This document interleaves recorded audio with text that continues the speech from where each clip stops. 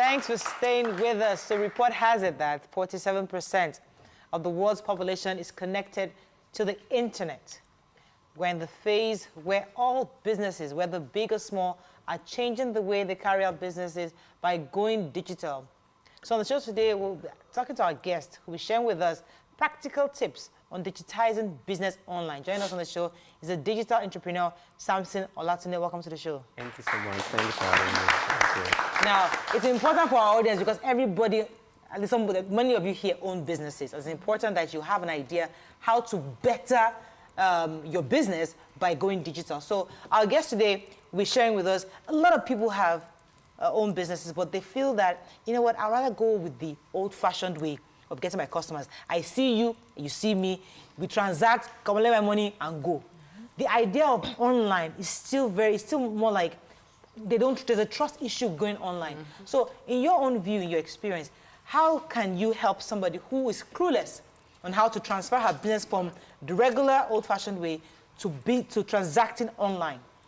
Okay, thank you for having me. It's a privilege for me to be here. It's important for, first, just like what I did, study over 2,000 ebooks because I wanted to have an understanding about how study 2008 books. 2,000 ebooks. Oh, 2,000 ebooks, okay. On how do I go online, what do I need to do, and all of that. So it's important for people to acquire knowledge because if you're doing something consistently for years and then you want somebody to come tell you to move away from that thing, it's going to take a lot of mind shift. And then for you to be able to achieve that, it's important that you acquire knowledge by trying to seek for knowledge. How do you go about it? You have Google that can help you. You have YouTube videos that can do a lot for you. You have podcasts everywhere that you can download. So first is for you to go seek for knowledge. What has happened in this part of the world, especially in Nigeria, is that people are learning from people that are not doing it.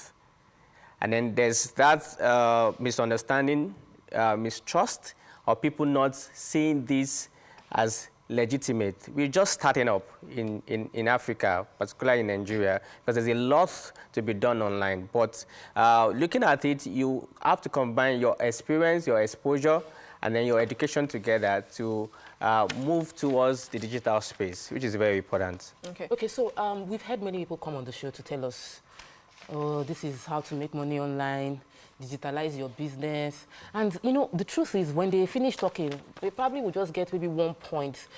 And it's not, like, very usable to our audience. Many people have smartphones and they don't have jobs. What are the practical things that people can do with their smartphones that would help them, that can help them monetize these gadgets that they carry everywhere? And how are we wasting our time on the phone without making money from it, just in practical terms? I think importantly, to make it easier, is first for people to discover their passion. So let me tie everything we're doing, I'm talking about, around your passion. So who are you? What can you do? And then look at the business side of your passion and then take it online. Definitely, we call it information marketing business. How do you sell what you know how to do online? Please. Let's just do one case study. So, so I'm a teacher. That's my passion. So how do I make money from teaching? What's the business side of my teaching? So first, I need to set up a blog. People need to know that I have an understanding of what I'm teaching, and then I need to share my knowledge. So I need to set up a blog and consistently post on their blog. Over time, people begin to read, make comments, and then that creates an avenue for me. What has happened to me over 10 years is that for every product I create or services I'm rendering was based on problem I'm trying to solve, based on my teaching path, my passion. And then it's part of me selling it in form of information to people. So there are two ways to it. You look at I look at my teaching path from a product angle and a service rendering angle. So if I'm doing it in a product angle, it means that I don't want to be seen, but but I want to dish out information out there, and I want people to connect with me. So I begin to teach for free, but I will put what we call an opt-in form. Have you gone to a site where they will tell you if you want to download this free book, you have to put in your information?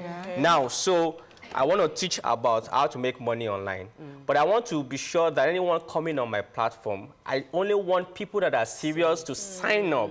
So I give a free report teaching you what you need to do, step-by-step guide, and tell you to download. But you can't download until you give me your information. For everyone who sign up to that opt-in is a potential customer for me to sell to. Tomorrow. So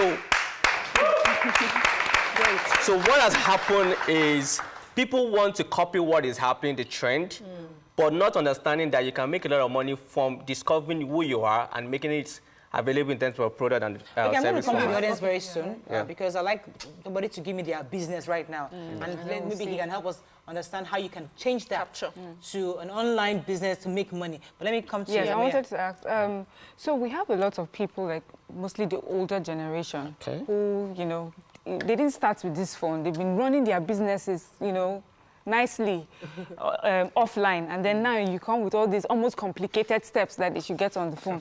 What can you do to help someone from maybe that generation to key into digitized so business? the reality is that there's what we call outsourcing.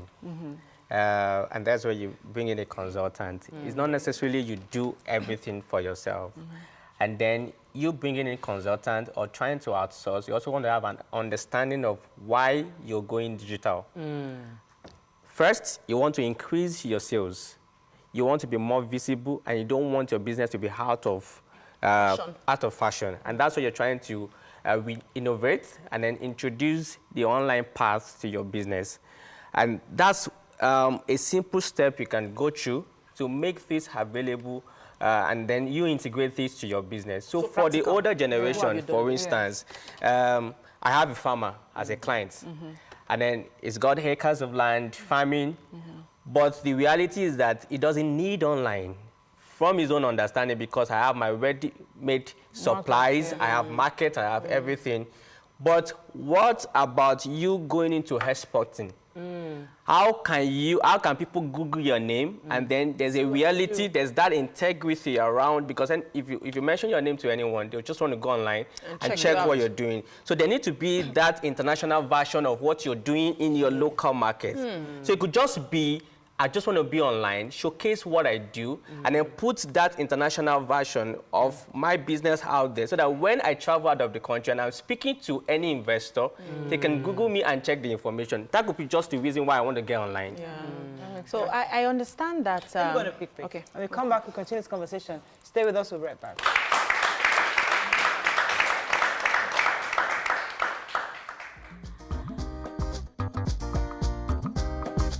Stay tuned. Your View will be right back.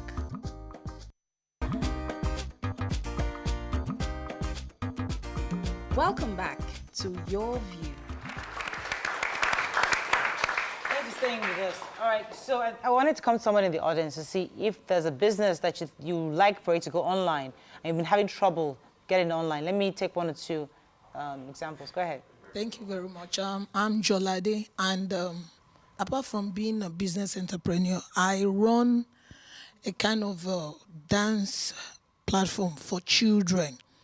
I teach them ethnic groups dance. I teach them about choreography. I want to know more how to go into that personally, you know. Like I always I buy data and I watch different videos about the Western steps, dance, and all that. But some of my friends keep telling me that you're just wasting your data. Each time you watch it, you are empowering that person. That person's focus is loaded. Okay. And So she has a dance class, How do I obviously. go about that? How can she transfer that online to get more customers, more so that more people send their kids to you to train them on how to do the cultural dancing? Okay, so I'm going to work with letter P to make you understand this in a very simplified way. So your first P is the product. You've discovered your passion, and then this is a product you have to create around this. Now, how do you create a product? Can you do a 60 seconds video of these kids dancing and all of that and make it available on YouTube? Now, once you make it available on YouTube, you are attracted to make money from Google AdSense. So you're making money indirectly, and then people are viewing your videos, and then on that video, ensure that you put how they can reach you. It's called signature. How can you reach me on my social media and do what number you can call? And then as people begin to interact with you, go to the next P. That means you need to now start to brand yourself as a consultant in that line. So you must have heard about cafe dance. I mean, so you would never imagine her making money from dancing. Now, it's a big thing, people coming outside the country, and then she has the school, teaching people and all of that. Now, the reality is, she's working with the P's, either she knows it or not. And then the P's start from your passion you've identified, creating a product around it, making those videos available, having a signature there. Now, putting yourself out there as a consultant.